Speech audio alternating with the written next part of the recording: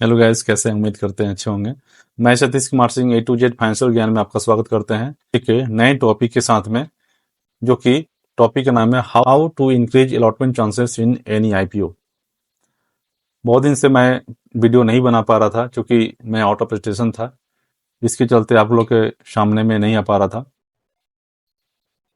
कोई बात नहीं, एक नए टॉपिक के साथ में आपके साथ आए हैं। और अगर इस चैनल पर नए हैं तो चैनल को जरूर सब्सक्राइब करें, ताकि आपको समय पर मेरे द्वारा अपलोड किए हुए वीडियो समय पर आपको मिल सके। तो टॉपिक पर आगे बढ़े। How to increase allotment chances in any IPO। Means IPO तो सभी कोई अप्लाई करते हैं, परंतु अलॉटमेंट सभी के नहीं होता है। कारण क्या है? कारण एकमात्र यही है कि जो इन्वेस्टर अपने दिमाग से अप्लाई करता है उसको संभावना काफी बढ़ जाता है। इसमें कुछ कुछ पॉइंट्स हैं जिस पर ध्यान देना काफी जरूरी है। पहला पॉइंट्स क्या है कि आपको जब भी कोई IPO ओवर सब्सक्राइब होता है तो ऐसे हालत में कभी भी आपको एक लॉट से ज्यादा अप्लाई नहीं करना है।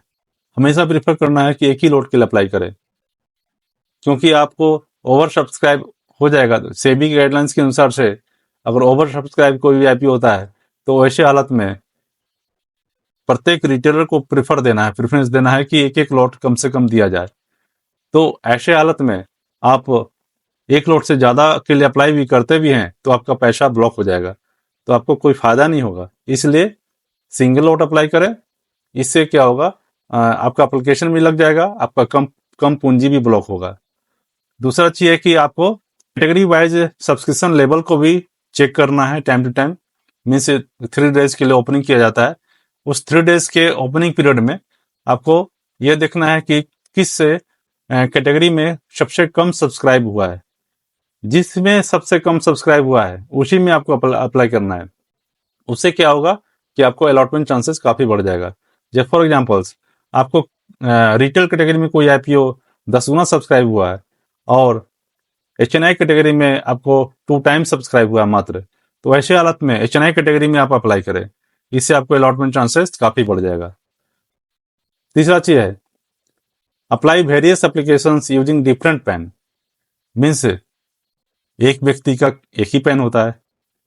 उस हालत में एक व्यक्ति एक ही एप्लीकेशन लगा सकता है, लेकिन अपने चांसेस आप कैसे बढ़ा सकते हैं?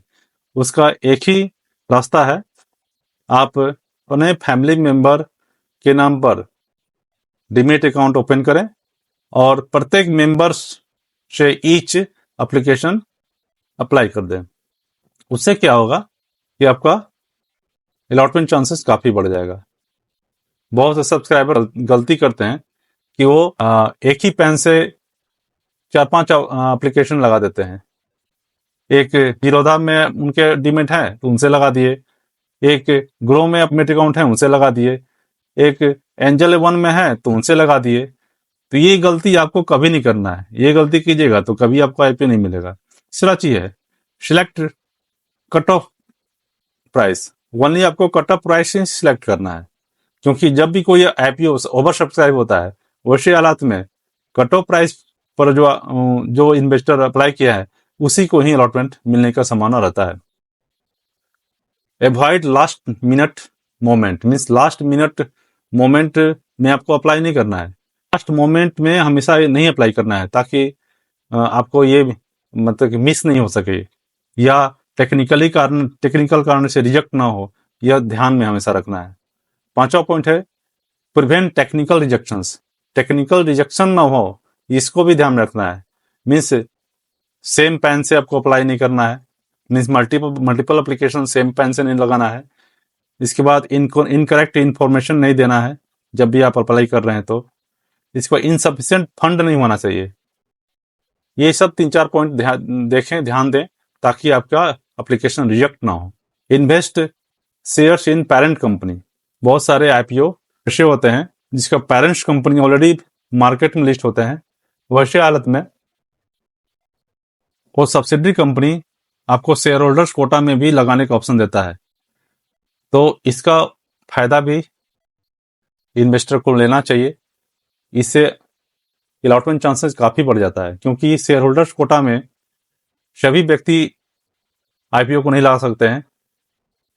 चुनिंदा व्यक्ति ही लगा सकते हैं जिनको पेरेंट्स कंपनी का शेयर पहले से होल्ड करते हैं, वही अप्लाई कर सकते हैं। तो इस हालत में आपको क्या करना है कि पेरेंट्स कंपनी का शेयर आपके डीमैट अकाउंट में पहले से रखना है, ताकि सब्सिडी कंपनी का आईपीओ शेयर होल्डर कोटा में आप इजीली लगा सकें और इसका बेनिफिट ले सकें। क्योंकि इसके लिए कोटा करीब 10% का जनरली कोटा रखा जाता है, और इसका बेनिफिट आपको जरूर लेना चाहिए जब इस तरह का आईपीओ आता है। अभी हाल फिलहाल में एनटीपीसी का आया था, ताज हाउसिंग का भी आईपीओ जो आया था। ऐसे हैं जो आपको शेयर होल्डर्स कोटा में लगाने का ऑप्शन प्रोवाइड किए थे, और काफी व्यक्ति को इसमें आईपीओ अलॉटमेंट हुआ भी था। Engage consistently with all IPO, means consistently आपको सभी आईपीओ में लगाना है। ये नहीं कि नहीं मिला थक हार के छोड़ दिए, ऐसा नहीं, आपको लगे रहना है, तभी आपको का अलॉटमेंट मिल सकता है। 8वां पॉइंट है, किसी भी आईपीओ को आप अप्लाई करने के लिए अस्बा का प्रयोग करें। अस्बा एक ऐसा प्रोसेस है जो कि सभी बैंक नेट बैंकिंग के माध्यम से सभी अकाउंट होल्डर को प्रोवाइड करते हैं। यह सबसे सेफ एंड फास्टेस्ट अप्लाई करने का सिस्टम है। इसके माध्यम से आप किसी भी आईपीओ को इजीली अप्लाई कर सकते हैं। इसमें आपके ही अकाउंट में उस आईपीओ अमाउंट को होल्ड कर दिया जाता है, और जब भी आपको अलॉटमेंट मिलता है तो अमाउंट आपके अकाउंट से डेबिट हो जाते हैं। अगर आपको आईपीओ नहीं मिलता है तो वहीं से आपको अनब्लॉक भी हो जाते हैं। तो ये सबसे सेफ तरीका है, और आईपीओ अलॉटमेंट की चांसेस भी काफी बढ़ जाता है, क्योंकि सभी रजिस्ट्रार इसको काफी ज्यादा प्रेफरेंस भी देते हैं। इसलिए यह सबसे सेफेस्ट एंड फास्टेस्ट तरीका है आईपीओ को अप्लाई करने का, इसलिए आप इसको प्रिफर करें। अगर आपको अस्बा के माध्यम से आईपीओ लगाने नहीं आता है तो आप कमेंट बॉक्स में मेंशन करें, मैं इसके लिए डेडिकेटेड वीडियो आपके लिए बना दूंगा, ताकि आपको आईपीओ लगाने में किसी तरह का समस्या नहीं आएगा, और आप इजीली किसी भी आईपीओ को अप्लाई कर सकते हैं और अपने आईपीओ अलॉटमेंट चांसेस को भी बढ़ा सकते हैं। और इन किसी भी आईपीओ को अप्लाई करने के पहले इन सारे बात जो कि मैंने वीडियो के माध्यम से चर्चा किया, इसको ध्यान में रखें अप्लाई करने के पहले। और ये अप्लाई में करने के पहले ध्यान रखते हैं तो कभी आपका आईपीओ रिजेक्ट नहीं होगा, और आप आईपीओ लगने का संभावना भी काफी बढ़ जाएगा। कंसिस्टेंटली आईपीओ अप्लाई करें, आपका आईपीओ जरूर लगेगा। Thanks for watching.